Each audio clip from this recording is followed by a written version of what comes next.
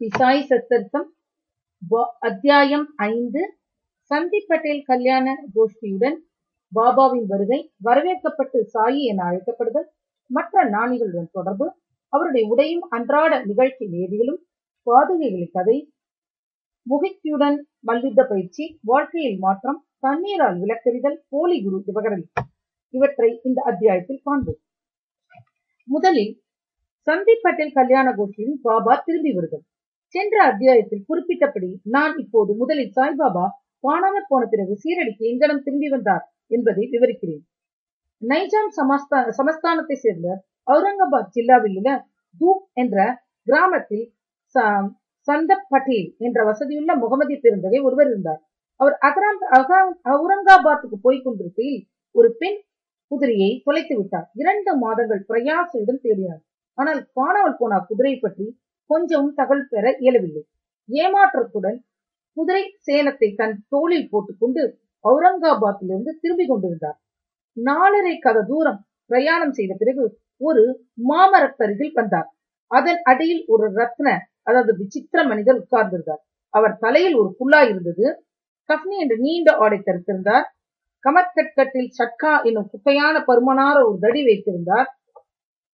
குக்கா குடிப்பதற்கு தயார் செய்து கொண்டிருந்தார். சந்தப் பட்டேல் அவ்வழியில் போவதைக் கண்டு அவரை தன்னிடத்திற்கு கூப்பிட்டு புகைப்பிடிக்கவும் கொஞ்சம் ஓய்வெடுத்துக் கொள்ளவும் சொன்னார். அவ்விசித்திர மனிதர் அல்லது பக்ரி குதிரை சேனத்தை பற்றி வினாவினார். சந்தப் பட்டேல் தனது தொலைந்து போன குதிரையின் மீதிருந்த சேனம் அது என்று கூறினார். அதற்கு அவர் அவரிடம் அருகாமையில் உள்ள சோலை ஒன்றில் தேடும்படி கேட்டுக்கொண்டார். அவர் அங்கே சென்றார். ஆச்சரியத்திலும் ஆச்சரியம், அவர் தன்னுடைய குதிரையை கண்டுபிடித்து விட்டார். அந்த பக்ரி ஒரு சாதாரண மனிதர் அல்ல, அவர் ஒரு அவுலியா, அதாவது பெரும் ஞானி என்று எண்ணினார். குதிரையுடன் பக்ரியுடன் திரும்பி வந்தார். உட்கா பிடிப்பதற்கு தயாராகியது. ஆனாலும் 2 பொருட்கள் தேவைப்பட்டன உட்கா பிடிப்பதற்கு. 1 குழாயை பற்ற வைப்பதற்கு, 2 சாபி, அதாவது புகை இழுக்கப்படும் ஒரு துண்டு துணி நனைப்பதற்கு வேண்டிய தண்ணீர். பக்ரி தனது சக்தியை எடுத்து அதை வழிய நிலத்தில் நுழைத்தார். தனது கத்தியை எடுத்து வழிய நிலையத்தில் நுழைத்தார். அதிலிருந்து எரியும் ஒரு நிலக்கரி நெருப்பு துண்டம் வந்தது. அதை அவர் குழாய் வெளியிட்டார். பிறகு தனது சக்காவை தரையில் அடைத்தார். அவ்விடமிருந்து நீர் கசிய தொடங்கியது. சாப்பி நனைக்கப்பட்டது. பிறகு பிழியப்பட்டு குழாயில் சுற்றப்பட்டது. இங்கனம் எல்லாம் முடிந்த பிறகு பக்ரி குட்கா குடித்துவிட்டு சந்த் பட்டேலுக்கு புகைப்பிடிக்க கொடுத்தார். இவற்றையெல்லாம் கண்ணுற சந்தீப் பட்டேல் வியப்புற்றார். பிறகு அவரை தன் வீட்டிற்கு அழைத்து தனது விரும்புவலை ஏற்றுக்கொள்ளும்படி சொன்னார். மறுநாள் அவர் பட்டேல் வீட்டுக்கு சென்று சில காலம் தங்கினார். பட்டேல் தூப் கிராமத்தின் அதிகாரி. அவருடைய மனைவியின் சகோதரது புகழ்வன் கல்யாணம் செய்யப்பட இருந்தார்.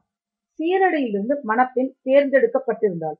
எனவே சீரடி புறப்படுவதற்கு பட்டேல் ஆயுதங்கள் செய்ய தொடங்கினார். பக்ரியும் கல்யாண கோஷ்டியுடன் கூட வந்தார். கல்யாணமும் எவ்வித சமமும் இருந்து முடிவடைந்தது. கோஷ்டியும் தூப்பிற்கு கிளம்பியது. ஆனால் பக்ரி மாத்திரம் சீரடியிலே தங்கினார். பின்னர் அங்கேயே எப்போதும் இருந்தார். சாயி என்னும் பெயரை பக்ரி எப்படி அடைந்தார்? கல்யாண கும்பல் சீரடியை அடைந்ததும் கண்டோபா கோவிலுக்கு அருகில் உள்ள ஒரு ஆலமரத்தில் வந்து தங்கினார். கண்டோபா கோவிலின் பரந்த வெளியில் வண்டிகள் அவிழ்த்து விடப்பட்டன. கோஷ்டியில் உள்ளவர்கள் எல்லாம் ஒவ்வொருவராக இறங்கினர். பக்ரியும் கீழே இறங்கினார். இளம் பக்ரி இறங்கி கொண்டிருப்பதை பார்த்த பகத் மகாசாபதி கண்முற்றார். உடனே யா சாயி, சாயி வர வேண்டும் என்று கூறினார். அதிலிருந்து மற்றவர்களும் அவரை சாயி என்று அழைத்தார்கள். அதிலிருந்து அவர் சாய் பாபா என்ற பெயரால் அறியப்பட்டார். மற்ற ஞானிகளுடன் தொடர்பு. சாய்பாபா மசூதியில் தங்க துவங்கினார். தேவிதாஸ் என்ற ஒரு ஞானி பாபா வருவதற்கு பல ஆண்டுகளுக்கு முன்பே சீரடியில் தங்கியிருந்தார். பாபா அவர் தம் நட்பை விரும்பினார்.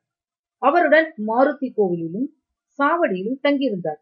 சில சமயங்கள் தனியாகவும் இருந்தார். பிறகு ஜான்கிதாஸ் என்ற மற்றொரு ஞானியும் வந்தார். பாபா அவருடன் பேசிக் கொண்டிருப்பதிலே பெரும்பாலான நேரத்தை கழித்தார். அன்று ஜான்கிதாஸ் பாபா தங்கியிருந்த இடத்திற்கு செல்வார். அங்கனவே புன்தம் பேயிட்டிருந்து இல்லத்திலிருந்து வைசீக ஞானியான கங்காகீர் எப்போதும் சீரடிக்கு வந்தார்.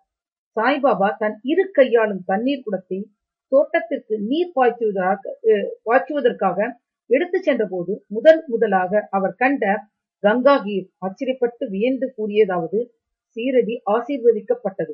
அதை விலை மதிக்க முடியாத வைரத்தை பெற்றிருக்கிறது. இம்மனிதர் இன்று தண்ணீர் சுமந்து கொண்டிருக்கிறார். ஆனாலும் அவர் சாதாரண மனிதர் அல்ல. இந்நிலம் அதாவது சீரடி அதிர்ஷ்டமும் புண்ணியமும் உடையதாதனால் அது ஒரு வைரத்தை பெற்றது. அங்கனமே யோவலா மடத்தைச் சேர்ந்த ஆனந்த்நாத் என்பவர் புகழ்பெற்ற ஞானியும் அகல்கோட் மகாராஜின் சீடருமாவார். அவர் சீரடி மக்கள் சிலருடன் சீரடிக்கு வந்தார். அவர் சாய்பாபாவை கண்டபோது வெளிப்படையாக பின்வருமாறு கூறினார்: இது உண்மையில் விலை மதிக்க முடியாத ரத்னம். அவர் ஒரு சாதாரண மனிதர் போன்று தோன்றினாலும் அவர் ஒரு சாதாரண கல் அல்ல, ஒரு வைரக்கல். கூடிய விரைவில் நீங்கள் இதை உணர்வீர்கள். இதை கூறிய பின்னர் அவர் யோவலாவுக்கு திரும்பிவிட்டார். இது சாய்பாபா இளைஞனாய் இருந்தபோது சொல்லப்பட்டது. பாபாவின் உடையும் அன்றாட நிகழ்ச்சி. சாய்பாபா தனது இளம் பருவத்தில் தனது தலையில் முடி வளர்த்தார். தனது தலைமுடிவை ஒழுங்குபடுத்துவதே இல்லை. விளையாட்டு வீரனை போன்று உடை அணிந்தார். அவர் ரஹதாவிற்கு சென்றபோது ஜந்து, ஜாய், ஜூய் ஆகியவற்றின் சில புஷ்பங்களை கொணர்ந்து தரையை சுத்தப்படுத்தி காய்ந்த நிலத்தை கொத்தி அவற்றை பயிர் செய்து தண்ணீர் விட்டார். வாமன் கதையா என்னும் ஒரு அடியார் அவருக்கு தினந்தோறும் 2 பானைகள் கொடுத்தார். இவற்றை கொண்டு பாபா தனது செடிகளுக்கு தண்ணீர் விடுவது வழக்கம். கிணற்றில் இருந்து நீர் இறைத்து மட்குடங்களை தாமே தோளில் தூக்கி செல்வார். மாலை நேரங்களில் மண் பானைகள் வேப்ப மரத்தடியில் வைக்கப்பட்டிருக்கும். அவை வெறும் பச்சை மண்ணால் செய்யப்பட்ட சுடப்படாத காரணத்தால் அங்கனமே வைக்கப்பட்ட உடனேயே அது உடைந்துவிடும். அடுத்த நாள் கதையா வேறு 2 புது பானைகள் கொடுப்பார். இந்நிகழ்ச்சி 3 ஆண்டுகள் நடந்தது. சாய்பாபாவின் கடின முயற்சி, உழைப்பு ஆகியவற்றால் ஒரு பூந்தோட்டம் வளர்ந்தது. இந்த நிலத்தில்தான் தற்போது பாபாவின் சமாதி மந்திர் என்னும் பெரிய மாளிகை இருக்கிறது. தற்போது பாபாவின் சமாதி மந்திர் பல பக்தர்களால் அடிக்கடி விஜயம் செய்யப்பட்டு புழங்கப்பட்டு வருகிறது. வேப்ப மரத்தில் உள்ள பாதுகையின் கதை. பாயி கிருஷ்ணாஜி அலிபகாக்கர் என்பவர் அகல்கோட் மகாராஜாவின் அடியவர். அகல்கோட் மகாராஜாவின் உருவப்படத்தை வழிபட்டார். அவர் ஒரு முறை அகல்கோட்டிற்கு, அதாவது ஷோலாப்பூர் ஜில்லாவில் உள்ளது, சென்று மகாராஜின் பாதுகைகளை தரிசனம் செய்துவிட்டு தன்னுடைய நேர்மையான வழிபாட்டை செலுத்தி வர எண்ணினார். அவர் அங்கு செல்வதற்கு முன் கனவில் ஒரு காட்சியை கண்டார். அக்காட்சியில் அகல்கோட் மகாராஜ் தோன்றி அவரிடம், இப்போது சீரடியே எனது இருப்பிடம், அங்கு சென்று உனது வழிபாடுகளை செலுத்து என்றார். எனவே பாயி தனது திட்டத்தை மாற்றிக்கொண்டு சீரடிக்கு வந்து பாபாவை வழிபட்டு 6 மாதங்கள் அங்கு தங்கி மகிழ்வடைந்தார். அவருடைய அக்காட்சி முதலியவற்றின் ஞாபகார்த்தமாக அவர் பாதுகைகளை தயாரித்து சவனசாகா, அதாவது 1834, அதாவது 1912ஆம் ஆண்டு ஆகிய புனித தினத்தன்று அவற்றை தாத்தா கோல்கர், உபாஷினி முதலியோர்களால் நடத்தப்பட்ட உயரிய சடங்கு சம்பிரதாயங்களுடன் வேப்ப மரத்தடியில் பிரதிஷ்டை செய்தார்.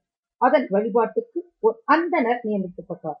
அதனுடைய நிர்வாகம் சகுன் மேரு நாயக் என்ற அடியவரிடம் ஒப்படைக்கப்பட்டது. இக்கதையின் மூல விவரம். தானேவை சேர்ந்த திரு PV தேவ் எனும் ஓய்வு பெற்ற மம்லத்தார் சாய்பாபாவின் ஒரு பெரிய பக்தர். இவர் இந்த விஷயத்தை பற்றி சகுன் மேரு நாயக், கோவிந்த கமலாக்கர் தீட்சித் இவர்களிடமிருந்து விசாரித்து பாதுகைகளை கொண்ட ஒரு கட்டுரை சாயி லீலா தொகுப்பு 2 எண் 1 25ஆம் பக்கத்தில் பதிக்கப்பட்டுள்ளது. அது கீழ்கண்டவாறு: 1912ஆம் ஆண்டு பம்பாயைச் சேர்ந்த டாக்டர் ராமராவ் கோதாரி ஒரு தடவை சீரடிக்கு பாபாவின் தரிசனத்துக்கு வந்தார். அவரது கம்பவுண்டரும் அவரது நண்பர் பாயி கிருஷ்ணாஜி அலிபாக்கரும் அவருடன் வந்தார்கள். கம்பவுண்டரும் பாயின் சகுன் மேரு நாயக்குடன் கோவிந்த் கமலாக்கர் தீட்சித்துடனும் நெருங்கிய நண்பர்களாவார்கள். சில விஷயங்களை பற்றி இவர்கள் பேசிக் கொண்டிருக்கையில் சீரடிக்கு சாய்பாபா முதல் விஜயம் செய்தது, புனித வேப்ப மரத்தடியில் அமர்ந்திருந்தது, இவ்வுண்மைகளின் ஞாபகார்த்தம் ஒன்று இருக்க வேண்டும் என்று நினைத்தார்கள். பாபாவின் பாதுகைகளை பிரதிஷ்டை செய்வதற்கு எண்ணி அவற்றை சாதாரண கல்லில் செய்வதற்கு இருந்தனர். அப்போது பாயின் நண்பரான கம்பவுண்டர் தனது எஜமானரான டாக்டர் ராமராவ் கோத்தரிடம் இதை தெரிவித்ததால் இதற்கான அருமையான பாதுகைகளை அவர் தயாரிப்பார் என்று யோசனை கொண்டது. அனைவரும் இந்த யோசனையை விரும்பினார்கள். டாக்டர் கோத்தாரிடம் இதை பற்றி தெரிவிக்கப்பட்டது. அவரும் சீரடிக்கு வந்து பாதுகைகளின் திட்டத்தை வரைந்தார். கண்டோபா கோவிலில் உள்ள உபாஷினி மகாராஜிடம் அவர் சென்று தனது திட்டத்தை காண்பித்தார். உபாஷினி அதில் பல முன்னேற்ற திருத்தங்கள் செய்து தாமரை புஷ்பங்கள், சங்கு, சக்கரம், மனிதன் முதலியவற்றை வரைந்து வேப்ப மரத்தின் உயர்வை பற்றியும் பாபாவின் யோக சக்தியை பற்றியும் உள்ள பின்வருமாறு ஸ்லோகத்தை அதில் பொறிக்கலாம் என்று யோசனை கூறினார். அந்த ஸ்லோகம் பின்வருமாறு. இந்த ஸ்லோகத்தில் உள்ள கருத்தை இப்போது நாம் பார்க்கலாம். சோ உபாஷினியின் யோஜனைகள் ஏற்றுக்கொள்ளப்பட்டு நிறைவேற்றப்பட்டன. பாதுகைகள் பொம்பாயில் செய்யப்பட்டு சீரடிக்கு கம்பவுண்டர் மூலம் அனுப்பப்பட்டன. அந்த ஸ்லோகத்தின் சாராம்சம் இது. நான் சாய்நாத் பிரபுவை வணங்குகிறேன். வேப்ப மரத்தில் உள்ள அவருடைய நிரந்தர இருக்கையினால் கசப்பாகவும் இனிமை அற்றதாகவும் இருப்பினும் அமிர்தத்தை கசிக்கிறது. அம்மரத்தின் கசிவு அமிர்தம் என்று அதை குணப்படுத்தும் தன்மையால் அழைக்கப்படுகிறது. கல்பக விஷ்ணு விட அது சிறந்தது என்ற பொருள் கொண்ட ஸ்லோகம் அது. அதை அந்த பாதுகையில் குறித்தார்கள். பாபா அவற்றை ஸ்ரவண பூர்ணிமா அன்று பிரதிஷ்டை செய்ய வேண்டும் என்று கூறினார். அத்தினத்தன்று காலை 11 மணிக்கு பாதுகையை கண்டோபா கோவிலிருந்து துவரக்காமை, அதாவது பாபா குடியிருக்கும் மசூதிக்கு ஜி.கே. தீட்சித் ஊர்வலமாக தனது தலையில் எடுத்து வந்தார். பாபா அப்பாதுகளை தொட்டு இவைகள் பிரபுவின் பாதங்கள் என்றும் அவற்றை வேப்பமரத்தடியில் பிரதிஷ்டை செய்யும்படி கூறினார். ஒரு நாளைக்கு முன் மஸ்தாசேட் என்ற பாம்பாயைச் சேர்ந்த பார்சி பக்தர் ரூபாய் 25 மணி ஆர்டர் செய்திருந்தார். பாபா இத்தொகையை பிரதிஷ்டை செய்ய கொடுத்து விட்டார். பிரதிஷ்டையின் மொத்த செலவு 100 ரூபாய் ஆகியது. அதில் 75 ரூபாய் நன்கொடையில் சேர்க்கப்பட்டது. முதல் 5 ஆண்டுகள் ஜி.கே. தீட்சித் அவர்களால் பாதுகைகள் வழிபாடு செய்யப்பட்டன. பின்னர் இவ்வழிபாடு ஜக்கடியை சேர்ந்த லக்ஷ்மண் கச்சோவரால் செய்யப்பட்டது. முதல் 5 ஆண்டுகளில் டாக்டர் கொத்தாரி விளக்கேற்றுவதற்காக மாதம் ரூபாய் 2 அனுப்பி வைத்தார். பாதுகைகளை சுற்றி போட வேலியும் அனுப்பினார். ஸ்டேஷனில் இருந்து அவ்வேலியை சீரடிக்கு கொண்டு ஒரு செலவு, அதாவது 7-8 கூரையும் சகுன் நேரு நாயக்கினால் செய்யப்பட்டது. தற்போது ஜகடி நானா பூஜாரி வழிபாட்டை செய்கிறார். சகுன் நேரு நாயக் நைவேத்தியம், மாலை விளக்கு ஏற்றுதல் முதலியவைகளை செய்கிறார். பாயி கிருஷ்ணாஜி என்பவர் முதலில் அகல்கோட் மகாராஜின் அடியவராவார். சக ஆண்டு, அதாவது 1912 ஆண்டு பாதுகைகள் பிரதிஷ்டை செய்யப்படும் சமயத்தில் அகல்கோட் போகும் வழியில் சீரடிக்கு வந்தார். பாபாவின் தரிசனம் ஆன பிறகு அகல்கோட்க்கு போக விரும்பி பாபாவின் அனுமதியை அதற்காக அவர் வேண்டினார். பாபா அவரிடம் அக்கிகோட்டில் என்ன இருக்கிறது என்றார். இதை கேட்டு பாயி அகல்கோட் செல்லவில்லை.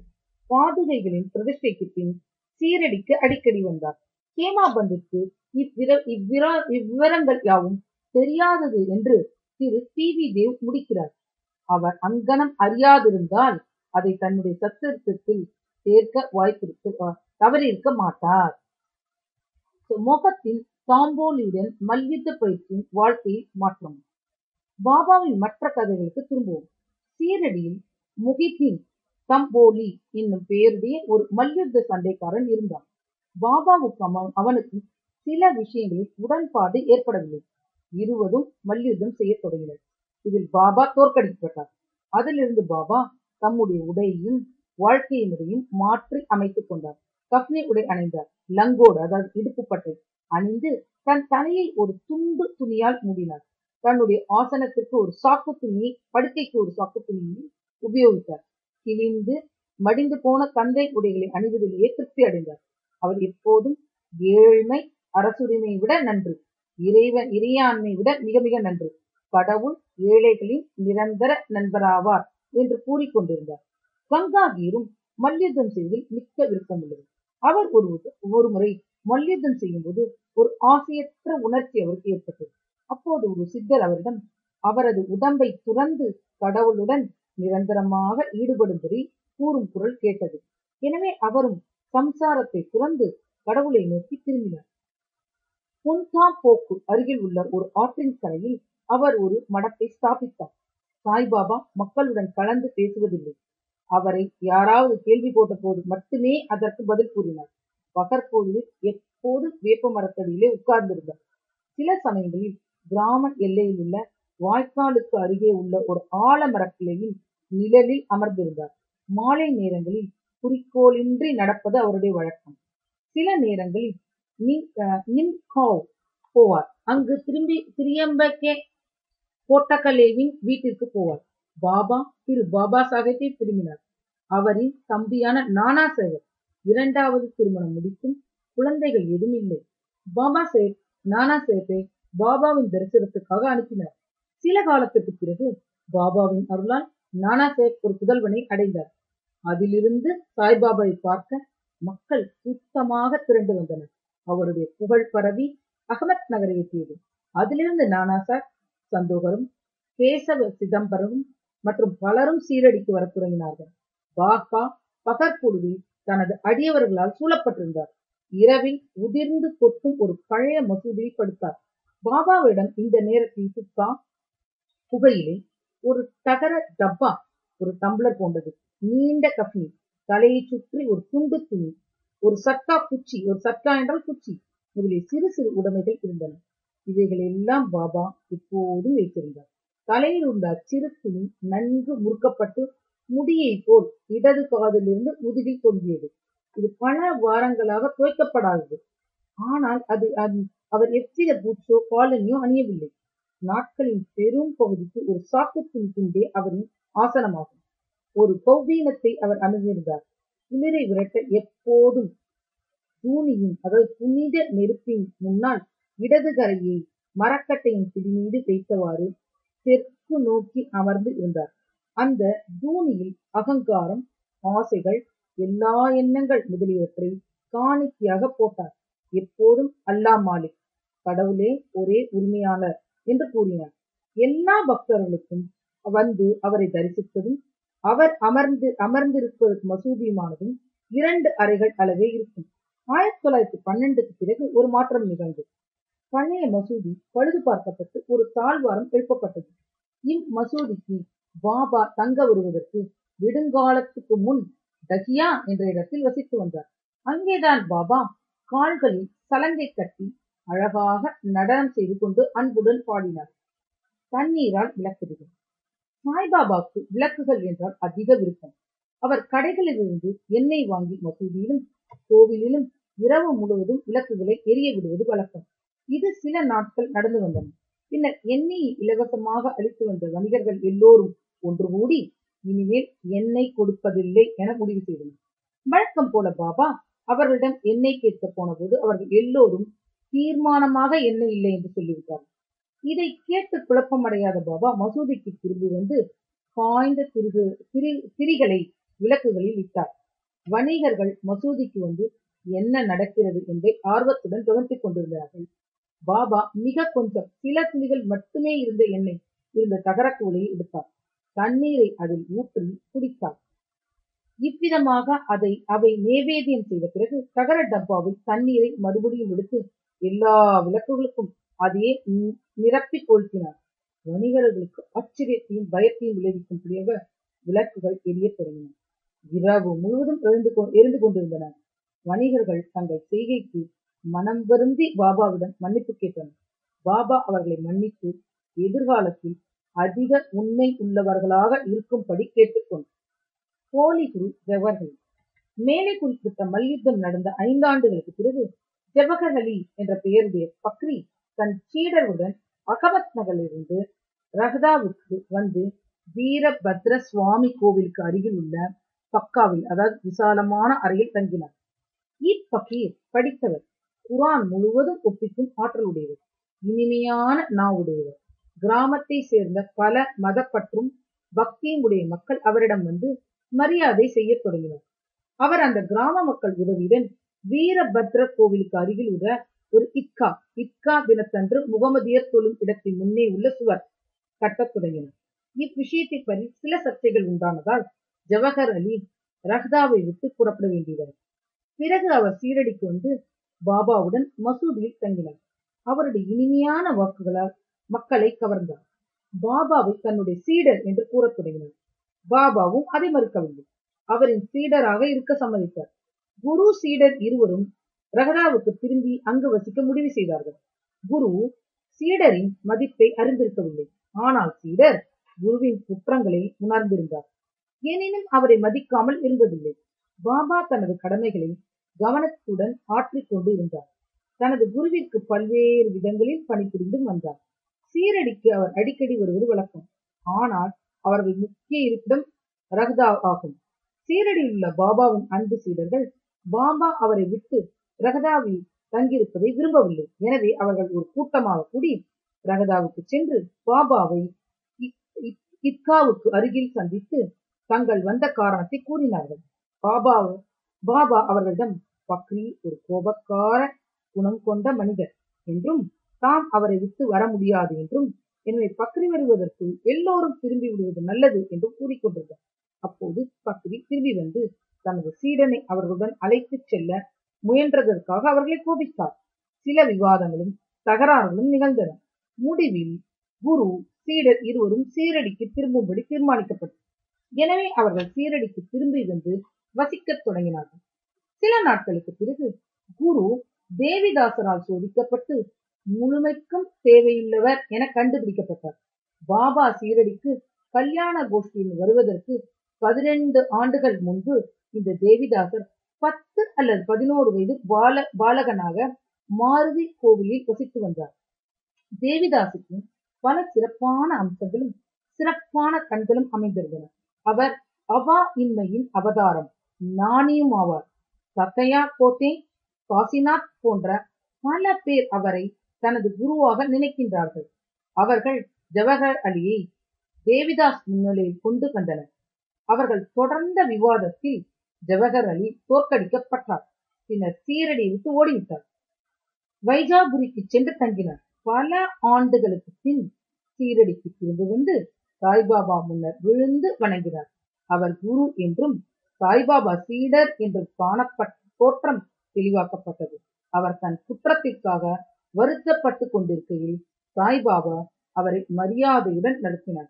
இவ்விஷயத்தில் உண்மையான ஒழுக்கத்தால் சாய்பாபா எவ்வாறு ஒருவரது அகங்காரத்தை களைந்து சீடனது கடமைகளை ஒழுங்காக செய்து உயர்ந்த பதவியை, அதாவது தன்னை உணர்தல் அடைவது என்பதை காட்டியுள்ளார். இக்கதை சாய்பாபாவின் ஒரு அடியார் எனும் சீடரால் கூறப்பட்டபடி கொடுக்கப்பட்டு இருக்கிறது.